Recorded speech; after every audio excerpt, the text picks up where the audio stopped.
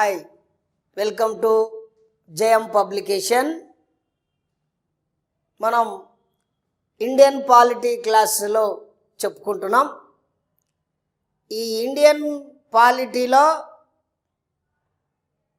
భారత రాజ్యాంగ అర్థ వివరణ అయిపోయింది, భారత రాజ్యాంగ పరిణామ క్రమము అయిపోయింది, భారత రాజ్యాంగ పరిషత్, భారత రాజ్యాంగ పీఠిక, ఈ అంశాలన్నీ పూర్తి అయినాయి. ఇప్పుడు మనం భారత రాజ్యాంగ లక్షణాలు, ఫీచర్స్ ఆఫ్ ఇండియన్ కాన్స్టిట్యూషన్ అనే అంశాన్ని, అనే పాఠ్యాంశాన్ని చర్చించుకుందాం. అందులో భాగంగా ఏంటి? భారత రాజ్యాంగ లక్షణాలు. భారత రాజ్యాంగ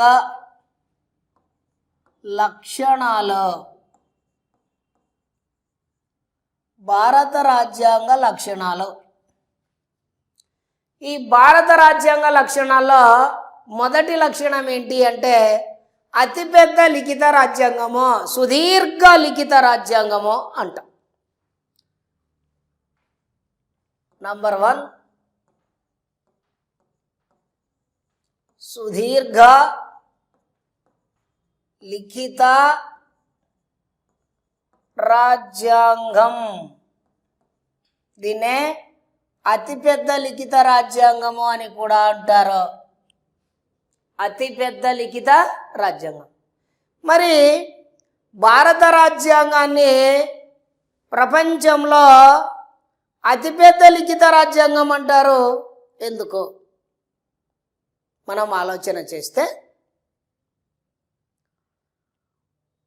భారత రాజ్యాంగంలో ప్రారంభంలో చూడండి, 1950 జనవరి 26న అమల్లోకి వచ్చిన రాజ్యాంగంలో 8 షెడ్యూల్స్ ఉండే, ఆర్టికల్స్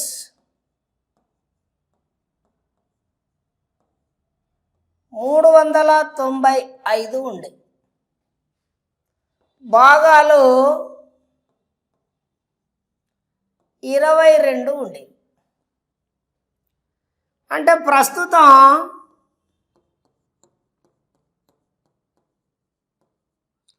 12 షెడ్యూల్స్, ఆర్టికల్స్ 395. నంబర్స్ మారలేదో, నంబర్లు మాత్రం 395, కానీ అన్నీ చేర్చినారు కాబట్టి 467. సబ్ క్లాసులన్నీ ప్రస్తుతం 467 ఉన్నాయి, భాగాలు 25 ఉన్నాయి. ఇది ప్రారంభంలో 8 షెడ్యూల్స్ ఉంటే ప్రస్తుతం 12 షెడ్యూల్స్. ప్రారంభంలో 395 ఆర్టికల్స్ ఉంటే ప్రస్తుతం 467 ఆర్టికల్స్ ఉన్నాయి. ప్రారంభంలో 22 భాగాలు ఉంటే ప్రస్తుతం 25 భాగాలు ఉన్నాయి. ఇప్పుడు ఇక్కడ భాగం అంటే ఏంటి, ఆర్టికల్ అంటే ఏంటి, షెడ్యూల్ అంటే ఏంటో తెలుసుకోవాలి. భాగము అంటే చూడండి, మీరు సోషల్ తీసుకోండి, 4 భాగాలు ఉంటాయి: భూగోళము, చరిత్ర, పౌరశాస్త్రము, అర్థశాస్త్రం. ఇలాగ రాజ్యాంగంలో కూడా 25 భాగాలు ఉంటాయి. మొదటి భాగమా భారత భూభాగమా, రెండవ భాగమా భారత పౌరసత్వము, ఇలాగా 25 భాగాలు ఉంటాయి. ఆర్టికల్స్ అంటే ఏమి? ఒక భాగంలో ఎన్ని పాయింట్లు ఉన్నాయని చెప్పడమే ఆర్టికల్స్. షెడ్యూల్ అంటే ఏంటి? ఒక భాగానికి కానీ ఒక ఆర్టికల్కి కానీ పూర్తి అర్థాన్ని ఇచ్చేదే షెడ్యూల్. ఇప్పుడు మనం భాగాలు చెప్పుకుందాం, భాగాలతో పాటు ఆర్టికల్స్ చెప్పుకుందాం, తర్వాత షెడ్యూల్ చెప్పుకుందాం. మన భారత రాజ్యాంగాన్ని రూపొందించడానికి దాదాపు 2 సంవత్సరాల 11 నెలల 18 రోజులు పట్టింది. దాదాపు 64 లక్షలు ఖర్చు అయింది. భారత రాజ్యాంగ పరిషత్ చిహ్నమే ఏనుగు. కాబట్టి భారత రాజ్యాంగం ఏనుగంత పెద్దది అంటారు. ఇప్పుడు మనం భాగాలు చెప్పుకుందాం, ఆర్టికల్ చెప్పుకుందాం, షెడ్యూల్ చెప్పుకుందాం. ఫస్ట్ మనం భాగాల్లోకి వెళ్ళిపోదాం. భాగము, భాగం, అంశం, ఆర్టికల్స్.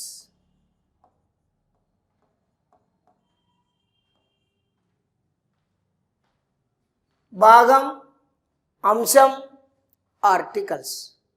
చూడండి, మొదటి భాగమా, ఒకటవ భాగమా,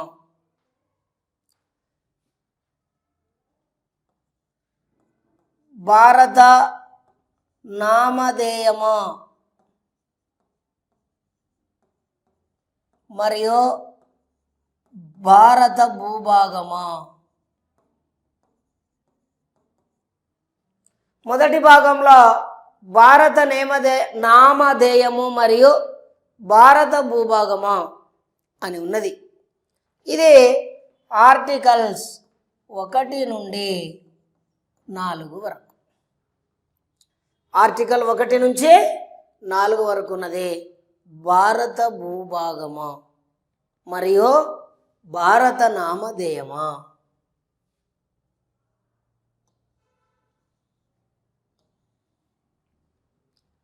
రెండవ భాగం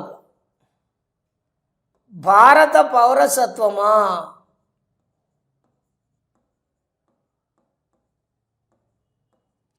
భారత పౌరసత్వమా. ఆర్టికల్ 5 నుండి 11 వరకు ఉంటుంది.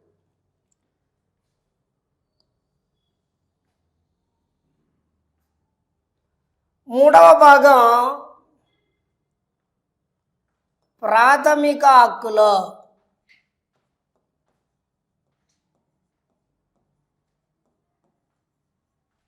మూడవ భాగంలో ప్రాథమిక హక్కులు ఉంటాయి. ఆర్టికల్స్ 12 నుండి 35 వరకు. మూడవ భాగంలో ఏముంటాయి? ప్రాథమిక హక్కులు ఉంటాయి. ఆర్టికల్ ఎక్కడి నుంచి? 12 నుండి 35 వరకు. నాలుగవ భాగంలో ఆదేశిక సూత్రాలు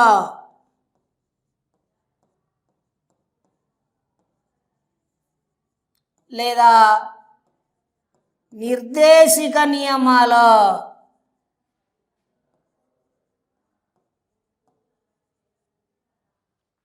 నాలుగవ భాగంలో ఆదేశిక సూత్రాలు లేదా నిర్దేశిక నియమాలు ఆర్టికల్ 36 నుండి 51 వరకు.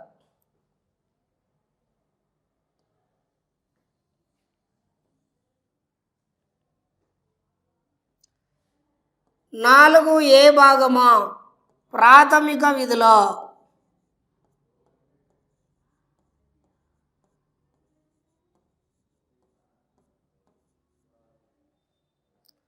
ఆర్టికల్ 51A ఇది కొత్త భాగం, అంటే రాజ్యాంగం అమలులోకి వచ్చిన తర్వాత చేర్చబడిన భాగం. దీన్ని ఎప్పుడు చేర్చారు అంటే 1976 42వ రాజ్యాంగ సవరణ చట్టం ద్వారా చేర్చడం జరిగింది. ప్రాథమిక విధులు అనే భాగాన్ని 1976 42వ రాజ్యాంగ సవరణ చట్టం ద్వారా చేర్చారు. ఆర్టికల్ 51ని కూడా కొత్తగా చేర్చారు. భాగము 4Aని కూడా కొత్తగా చేర్చడం జరిగింది.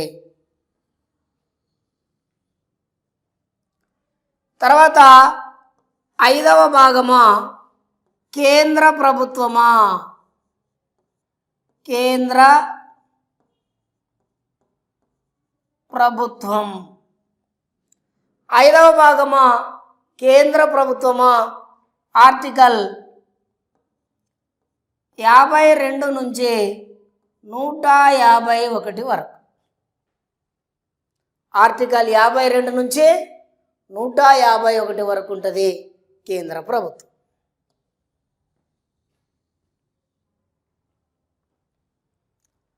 ఆరవ భాగమా రాష్ట్ర ప్రభుత్వమా?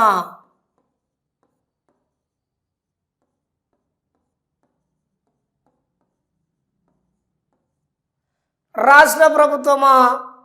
ఆర్టికల్ 152 నుంచి 237 వరకు. ఆర్టికల్ 152 నుంచి 237 వరకు రాష్ట్ర ప్రభుత్వం గురించి పేర్కొంటుంది. అదేవిధంగా 7వ భాగము బి రాష్ట్రాలు. బి రాష్ట్రాలు ఆర్టికల్ 238లో ఉంటుంది. ఇదేంటి 7 భాగాలు. నెక్స్ట్ భాగం, అంశం, ఆర్టికల్స్ 7 భాగాలైనాయి. ఇప్పుడు మనం 8వ భాగం కేంద్ర పాలిత ప్రాంతాలు.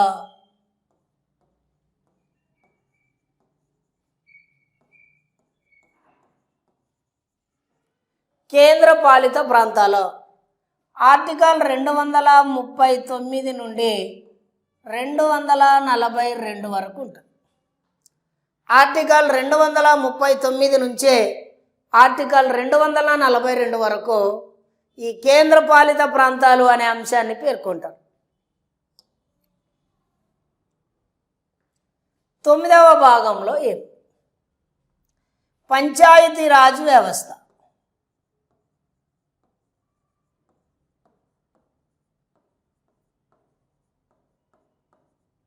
పంచాయతీరాజ్ వ్యవస్థ ఆర్టికల్ 243, 243A నుండి 243O వరకు. చూడండి, 9వ భాగం గురించి కొన్ని విషయాలు చెప్పుకోవాలి. 9వ భాగాన్ని 1956 7వ రాజ్యాంగ సవరణ చట్టం ద్వారా రాజ్యాంగం నుండి తొలగించారు. తర్వాత ఏమైంది అంటే 1992 73వ రాజ్యాంగ సవరణ చట్టం ద్వారా మరలా చేర్చారు. అంతకన్నా ముందు ఇంకొక విషయం కూడా మనం చెప్పుకోవాలి. ఏంటి అంటే బి రాష్ట్రాలు అనేది కూడా ఇప్పుడు రాజ్యాంగంలో లేదు. దీన్ని 1956 7వ రాజ్యాంగ సవరణ చట్టం ద్వారా రాజ్యాంగం నుండి తొలగించారు. ఈ భాగం కూడా ప్రస్తుతానికి రాజ్యాంగంలో లేదు. అంటే 9వ భాగంతో పాటు 7వ భాగాన్ని కూడా తొలగించారు. 9వ భాగాన్ని మరలా చేర్చారు, కానీ 7వ భాగాన్ని మరలా చేర్చలేదు. 7వ భాగం అనేది ప్రస్తుతం ఖాళీగా ఉన్నది రాజ్యాంగంలో.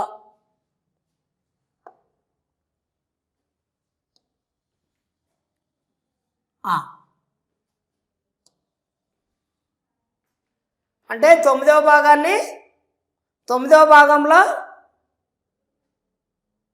9వ భాగాన్ని 7వ భాగంతో పాటు 1956 7వ రాజ్యాంగ సవరణ చట్టం ద్వారా తొలగించారు.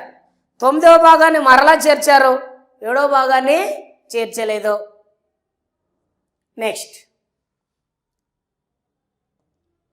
9A భాగం నగరపాలక వ్యవస్థలు. నగర పాలక వ్యవస్థలు. నగరపాలక వ్యవస్థలు దీన్ని కూడా ఎప్పుడు చేర్చారు అంటే 1992 74వ రాజ్యాంగ సవరణ చట్టం ద్వారా చేర్చారు. ఈ నగరపాలక సంస్థల గురించి రాజ్యాంగంలో చెప్పే ఆర్టికల్స్ 243P నుండి 243ZG వరకు గల ఆర్టికల్స్ ఈ నగరపాలక సంస్థలు అంటే మున్సిపాలిటీ, మున్సిపల్ కార్పొరేషన్ల గురించి పేర్కొనడం జరుగుతుంది.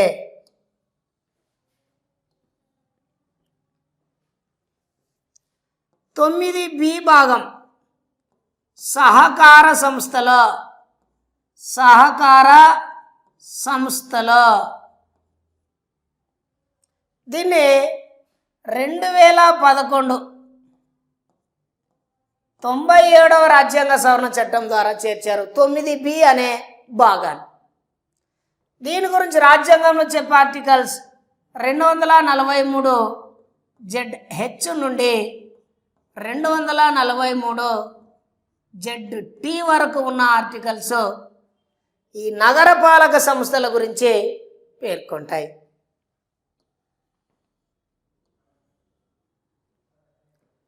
పదవ భాగమా షెడ్యూల్ ఏరియా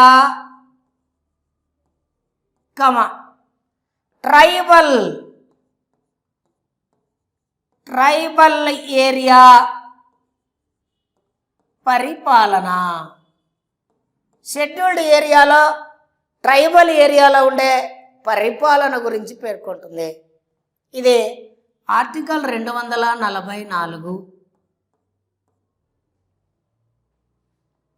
క్లాస్ 1, 244 క్లాస్ 2 గురించి పేర్కొంటుంది. అంటే ఆర్టికల్స్లో ఇది ఉంటుంది. నెక్స్ట్ 11వ భాగం కేంద్ర రాష్ట్రాల మధ్య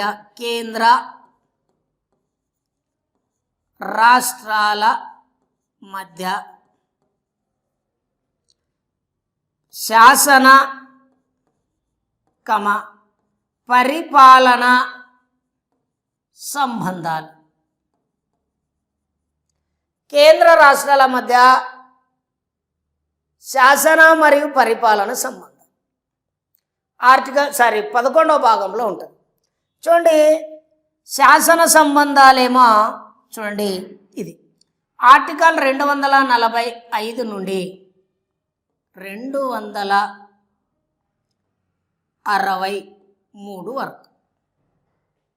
అంటే 245 నుండి 255 వరకు శాసన సంబంధాలు చెప్తుంది. 256 నుండి 263 వరకు పరిపాలన సంబంధాల గురించి తెలుపుతుంది.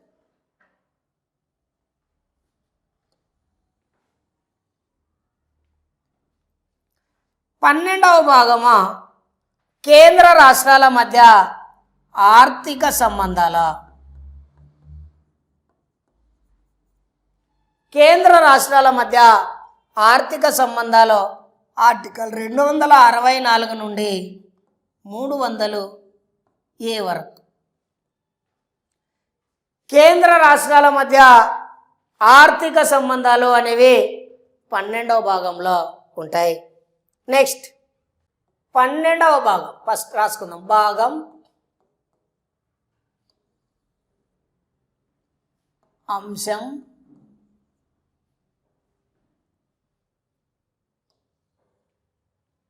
ఆర్టికల్స్. అక్కడ ఎన్ని భాగాలైనాయి? 12 భాగాలైనాయి. 13వ భాగం అంతర్రాష్ట్ర రవాణా.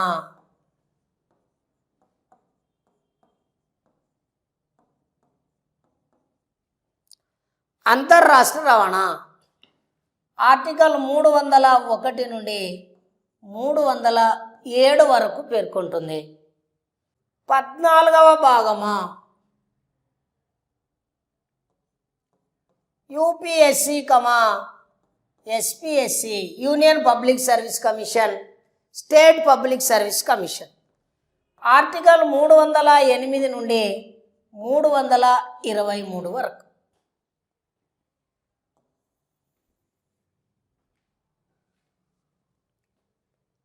14A పరిపాలనా ట్రిబ్యునల్స్.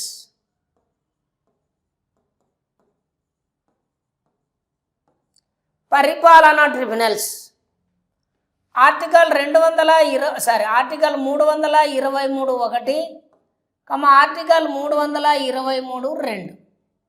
ఈ 2 ఆర్టికల్స్ పరిపాలనా ట్రిబ్యునల్స్ గురించి ఉంది. ఈ పరిపాలనా ట్రిబ్యునల్స్ అనే అంశాన్ని 1976 42వ రాజ్యాంగ సవరణ చట్టం ద్వారా చేర్చడం జరిగింది. తర్వాత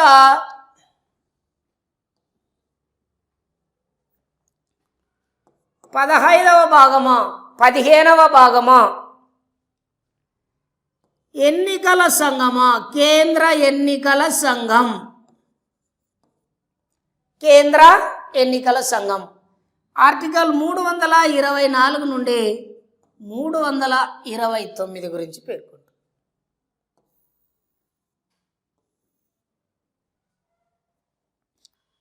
16వ భాగము ఎస్సీ ఎస్టీ ఓబీసీ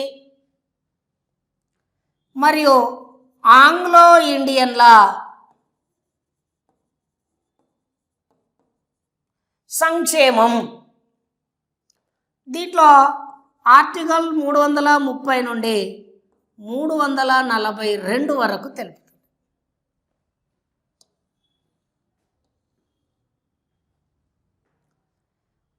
17వ భాగము అధికార భాషల 17వ భాగము అధికార భాషల గురించి పేర్కొంటుంది. ఆర్టికల్ 343 నుంచి 351 వరకు.